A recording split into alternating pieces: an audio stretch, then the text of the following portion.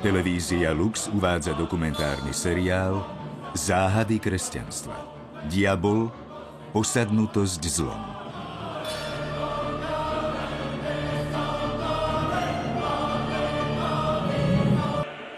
Existuje diabol aj v dnešných časoch. Nejde len o mýtus, ktorý upadá do večného zabudnutia. Možno vás to prekvapí, ale nie len, že sa spomínal 18-krát na druhom vatikánskom koncile, ale aj ostatní pápeži o neho prejavovali vzrastajúci záujem. Varovanie Pavla VI, že satanov dým vstúpil cez štrbiny do Božieho chrámu, vyvolalo v roku 1972 pohoršenie. Nič nové. 100 rokov pred ním mal pápež Leo XIII hrôzostrašné videnie a preto nariadil, že po každej svätej omši by mala odznieť prosebná modlitba o ochranu svätého Michala. Diabol sa spomína v evanjeliách v rôznych podobách veľa ráz. 11-krát vo svätom Matúšovi, 13-krát vo svätom Markovi, Lukáš ho menuje 23 ráz a svätý Ján 6-krát. Spomínajú ho aj milióny kresťanov v modlitbe Otče náš.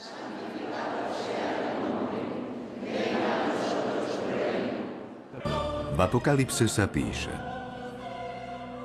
Na nebi sa strhol boj. Michal a jeho anjeli bojovali proti drakovi. Bojoval drak i jeho anjeli, ale neobstáli. Tento boj bol duchovný, ako píše sestra Mária Ježišova z Ágredy, ktorá dostala zjavenie o páde anjelov. Boh im oznámil, že druhá Božia osoba sa stane človekom a že ho budú musieť uctievať. A okrem toho použije telo ženy, z ktorej sa stane kráľovná a vynikne vo večnej sláve nad všetky ľudské a anielské bytosti. Dobrí anjeli poslúchali a oslavovali Všemohúceho, ale Lucifer túžil pomoci nad celým ľudským pokolením a všetkými anjelmi. Preto brojil proti Bohu, chcel byť ako on a zlákal mnohých na svoje mocnárske hriešne chodníčky. Boh dal Michalovi a jeho prívržencom silu, aby mohli premôcť draka, ktorý bol stelesnením pekla. Démoni, ktorí boli stvorení ako dobrí, budú potrestaní na veky vekov a budú trpieť dvoma spôsobmi. Budú zbavení blaženého videnia Boha, budú spaľovaní nenávisťou a každý démon bude trpieť bolestiami podľa svojho hriechu. V Biblii dostali rôzne mená. Diabol, Satan, Belzebub, had, drak, bohorúhač, rovnako ako zloduch, udavač, nepriateľ, pokušiteľ a klamár a otec lži a vrah od počiatku a vládca tohto sveta. Iné mená ako Lucifer, Luzbel alebo Mefistofeles vo Svetom písme uvedené nie sú. Tie sa spájajú s mýtom Goetheho Fausta. Adam a Eva boli prvými obeťami satanovej nenávisti a závisti. Klame ich, berúc na seba podobu hada. Chcel z nich vyrvať radosť z raja, ktorý sa stratil, a ukradnúť Bohu uctievanie zo strany stvorenia. Naši prarodičia zhrešili, ale na satanovo zdesenie Adam a Eva neboli vyhnaní na veky ako on, lebo ich hriech bol slabosťou, nie zlobou. A bol im prisľúbený Spasiteľ a nová Eva, Mária, ktorá rozdrvila hlavu pekelného plaza. Odvtedy sa boj Eviných synov a dcér s diabolskými silami zla ani na okamih nezastavil. Na zemskom povrchu sú légie démonov, ktoré sa činia v spomienkach a predstavách mužov a žien, aby ich odlúčili od Boha. Je to neviditeľná vojna planetárnych rozmerov, ale skutočná. Je to boj, o ktorom hovorí svätý Augustín, medzi Božím mestom a mestom satanovým. Démon, ako povedal Ján z kríža, je najmocnejší nepriateľ človeka a bude zneužívať svet a telo ako svojich pomocníkov. Veľa raz som sa spýtoval, čo by som robil, keby som bol démon. Urobil by som dve veci. Presviečal by som duchovenstvo, že modlitba nie je až taká dôležitá, ako sa hovorí, a potom by som rozložil vieru. Vniesol by som zmätok do toho, čomu ľudia veria. Lebo ak niekto stratí vieru, už nenapreduje. V súčasnosti oživil mýtus nemeckého spisovateľa slávny španielský autor. Originálnym prístupom ponúka nový obraz. V jeho knihe vystupuje diabol ako veľký dobrodinec ľudstva. Lekára láka pokušením, možnosťou medicínskeho riešenia svetového problému rakoviny. Ako zámenu žiada diabol jeho dušu. V skutočnosti nechce skoncovať s rakovinou ako s ľudským utrpením. Toho netrápi ani najmenej. Chce skoncovať s rakovinou preto, aby sa počas choroby ľudia nemohli vrátiť k Bohu. Chce rýchlu smrť, aby si zomrel so všetkými hriechmi a skončil v pekle. Paradoxne obľúbenou korisťou diablovho pokušenia sú svätí. Kňaz z Arzu to vysvetlil tak, že diabol nemá čas, aby ho mrhal na nečistých či na notorických hriešnikov, lebo tých si už podrobil. Jeho hnev je namierený voči tým, čo mu odolávajú a mohli by pritiahnuť ďalšie duše. Svätí vždy trpeli veľkými diabolskými skúškami.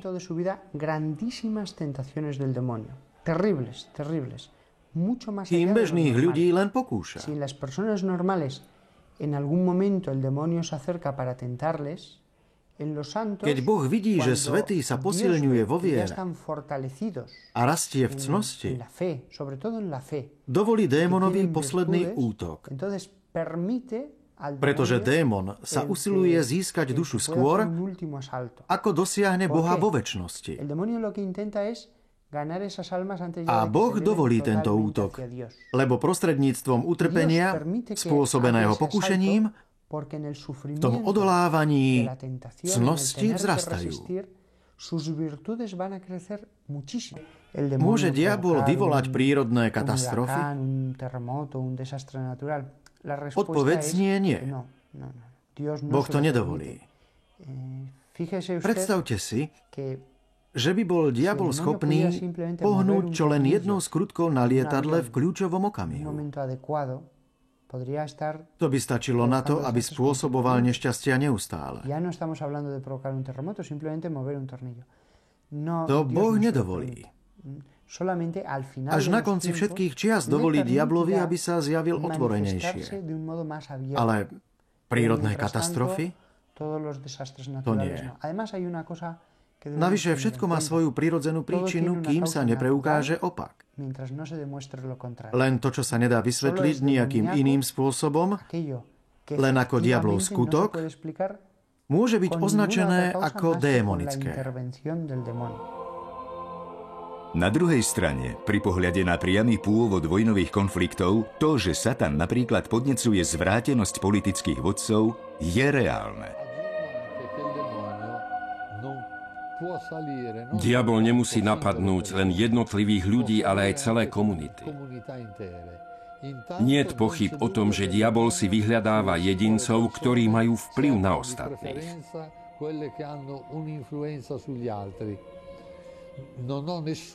Nepochybujem o tom, že Stalin sa zapredal diablovi výmenou za úspech.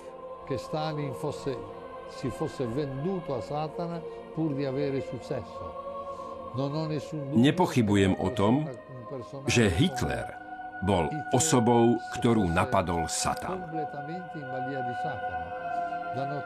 Treba si uvedomiť, že Satan môže ovplyvniť celé skupiny. Verím, že aj to, čo spáchal nacizmus, podnietil Satan, lebo tie krutosti, ktoré napáchali nacisti, sa ťažko dajú racionálne vysvetliť.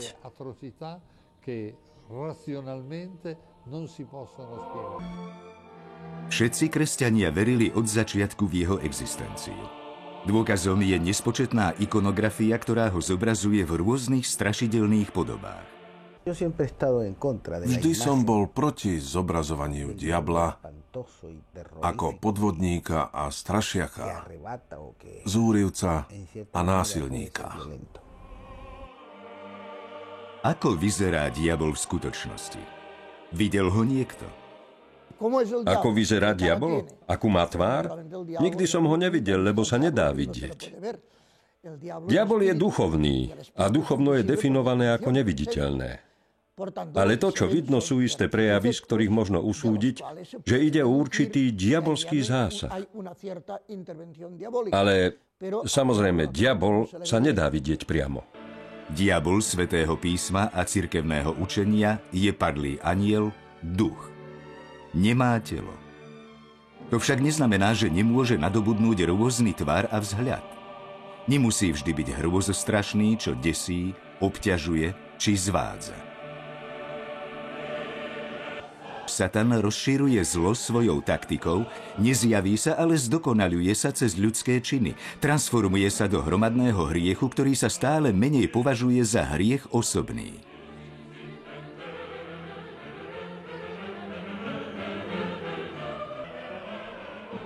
Diabol berie na seba rôzne podoby. Najhoršia z nich je posadnutosť.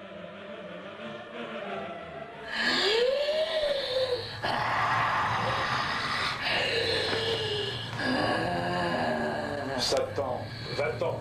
Que Jésus-Christ, Fils du Dieu vivant, nous défende par le signe de cette croix sainte au nom du Père, du Fils et du Saint-Esprit. Brûlez! Brûlez, voici la croix! Le bois de la croix est sainte! Fuyez, ennemi! La posesión es ya el caso más grave. Posadnutosť je najvážnejším prejavom.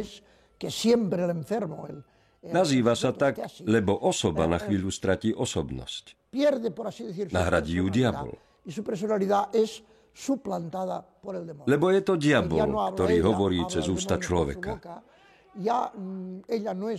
Osoba nekoná slobodne, robí veci, ktoré nechce.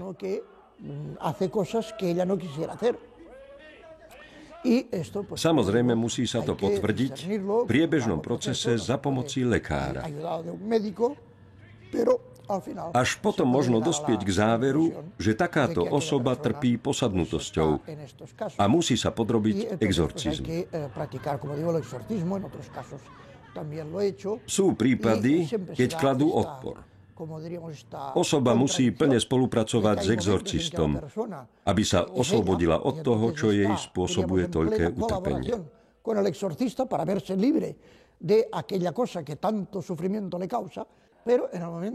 Ale keď je osoba posadnutá diablom, má nepriateľské reakcie.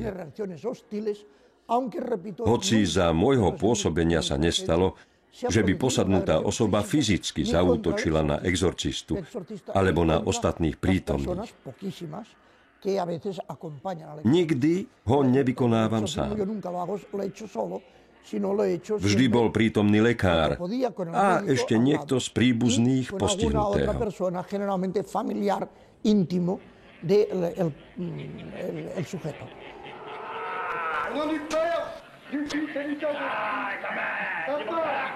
Allez, tu dégage, ta gueule, tu t'en vas. Allez, dégage. Fous le camp, Satan. Au nom du Père, du Fils et du Saint-Esprit. Dégage, de Thierry. Je te l'ordonne au nom de Jésus-Christ, à qui tu t'obéis. Sme svedkami skutočného exorcizmu. Každý prípad je iný. Diabli sú osobného rázu. Každého vyciciava po svojom, ako hovorí svätý Tomáš, a rozmanitosť je preňho príznačná. Exorcizmus nie je ľahký ani rýchly proces. Vyhnanie zlého ducha, ktorý tvrdo odoláva, si zvyčajne vyžaduje niekoľko sedení. Exorcista musí využívať všetky zbrane, modlitbu, kríž, posvätný olej a svetenú vodu, vyobrazenia Panny Márie, dokonca poskytnúť posadnutému sväté prijímanie. Ale hlavnou podstatou exorcizmu je kategorický rozkaz. V mene Ježiša Krista, Satan, odíď. Musíte naliehať. Proces niekedy trvá aj celé mesiace. Dokonca aj roky. Skúsený exorcista vie, že diabol je inteligentnejší ako on a pokúsi sa ho prelstiť. Zvádza nerovný boj, ktorý by prehral, keby nebol na jeho strane Boh. Diabol je veľmi inteligentný a neodhaľuje svoju totožnosť. Je majstrom vyhýbavých, dvojzmyselných odpovedí. Musíte byť opatrní. Diabol klame s ľahkosťou a dokáže zmiasť nejednoznačnými odpovediami. Nesmiete dopustiť, aby veľa hovoril. Preto sa ho pýtam málo. Pacient niekedy odpovedá nezrozumiteľnými zvukmi. Niekedy, hoci som to nemohol dokázať, hovoril neznámou rečou alebo spleťou cudzích rečí, ktoré nepoznám. Potom vydáva zvuky a slová, ktoré spolu nedávajú zmysel. Občas som dokázal rozoznať vetu v latinčine, ktorú viem, a mohol som si overiť, že posadnutý ju neovláda.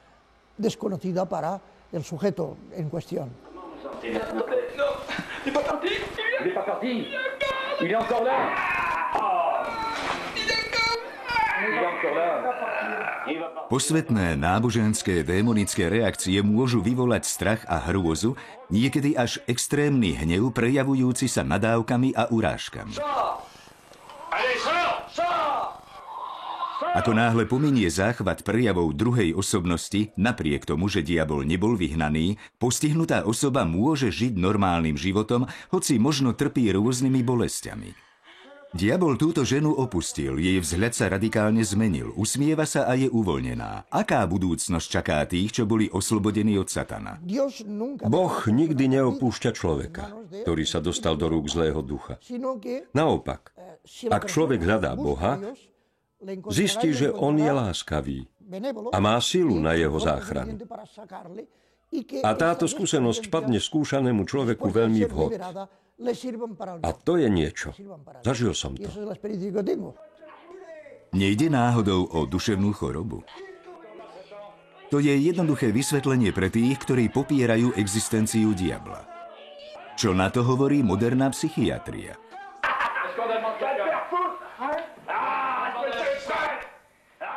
Krče spôsobené posadnutosťou sa môžu podobať epileptickým. Ale akútne svalové epileptické spazmy nikdy netrvajú tak dlho ako pri posadnutosti diablom. Trvajú niekoľko minút, asi raz v trojhodinovom intervale. Počas posadnutia sa okrem krčov objavuje nová identita, čo sa počas epileptických záchvatov nestáva. Táto druhá osobnosť je on, zloduch.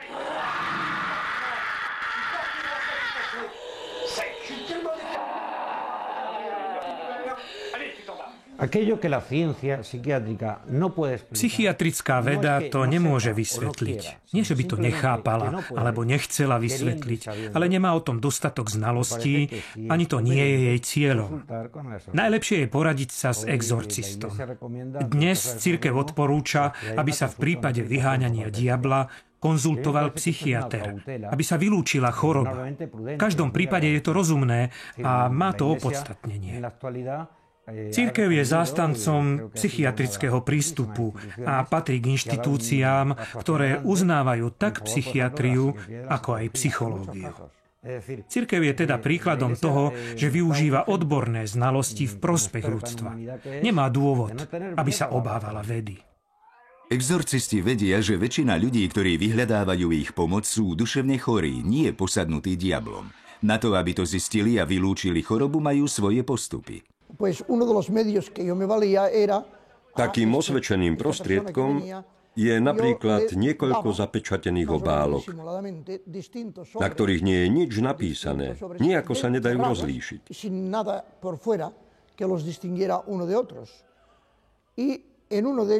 V jednej je podobizeň Panny Márie alebo nášho Pána a v iných kus papiera.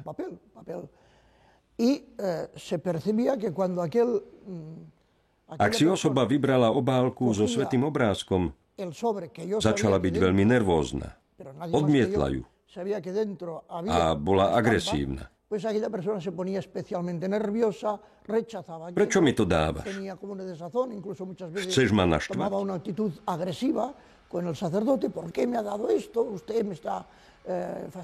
Dalo by sa povedať, že toto je príznak, ktorý sa logicky vysvetliť nedá.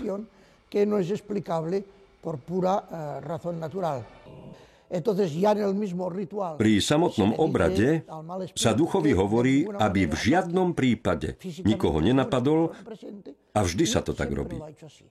Pokúšal sa o to, ale nikdy sa mu to naozaj nepodarilo tak, ako si to predstavoval. Ale na druhej strane Nešetrí urážkami. Používa agresívny slovník, ale nie fyzické násilie. To som nikdy nezažil. Niekedy došlo k ukrčom a mykaniu a museli sme človeka držať, aby sa mu nič nestalo.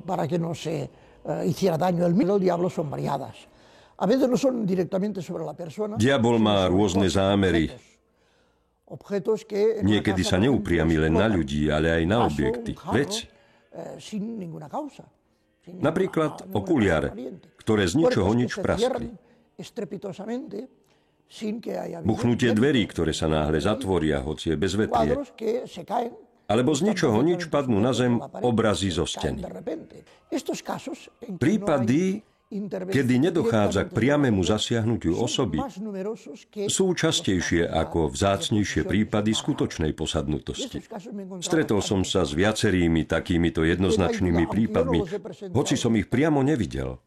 Ale nie do tom pochyb vzhľadom na množstvo svedkov, niekedy celej rodiny, starších i mladších ľudí, ktorí videli skutočný jav. Hoci satanová moc je veľká, je ovládaná ešte mohutnejšou silou Božou. Svätý Michal je silnejší. Svätý Augustín hovoril, ak by Boh nemal moc nad diablami, nezostali by len na zemi. Svätý Pavol ponúka takúto útechu. Boh nedovolí, aby ste boli skúšaní viac, ako unesiete. Keby mohol niekoho prinútiť, aby konal zlo, boli by sme všetci zlí. Celý svet by páchal najväčšie zverstvá. Diabol je stelesnené zlo a všetkých na svete núti konať zlo. Ak všetko naznačuje, že diabol skutočne existuje, nenávidí nás a usiluje sa o naše večné nešťastie, ako sa dá od neho oslobodiť? Aké opatrenie treba urobiť, aby sme sa ubránili jeho zákerným úskokom? Prijímanie sviatostí je najprirodzenejší spôsob, ako sa od všetkého oslobodiť a viesť normálny, vrúcny kresťanský život. Veriť tomu, čo sme sa naučili v katechizme od Svätej Matky Cirkvi. Na záver, mali by sme sa báť diabla? Ježiš Kristus nás oslobodil od strachu z diabla. Ten, kto je kresťan ako ja a často sa modlí, sa diabla báť nemusí. Viem, že existuje a že mám byť logicky ostražitý. Každý kresťan by mal vedieť, že s Kristovou milosťou môže zvíťaziť. Diabol je oveľa múdrejší, ako sa zdá, a vzbudzuje rešpekt. Ale dodržiava pravidlá, ktoré určil Boh. Môže pokúšať, ale ako povedal svätý Augustín, diabol je pes uviazaný na reťazi a nikdy sa nedostane ďalej, ako siaha reťaz. Ak nezajdeš ďalej, ako je dĺžka reťaze, nemáš sa diabla prečo obávať. Diabla sa treba báť len vtedy, ak vstúpiš na jeho územie, ak dovolíš, aby ťa pokúšal. Diabol má vždy čo stratiť, lebo stačí, keď skúšaná osoba povie nie. Démon je chudák diabol. Ak sme s Bohom, poradíme si s diablom. Nie sa teda čoho báť, najmä ak niekto vzýva Boha, ktorý ho naozaj dokáže uzemniť. Na slovenskom znení spolupracovali Ivo Gogál, Laco Konrád, Igor Štefuca, Jozef Šimonovič, František Kovár, Igor Krmpaský, Juraj Ďurdiak, Ľubomíra Čutková, Maťo Lišhák, Miroslav Šibík, Martin Norris, Jozef Kováčik a Olga Kmeťová-Stajková. Pre TV Lux vyrobilo Studio Lux v roku 2010.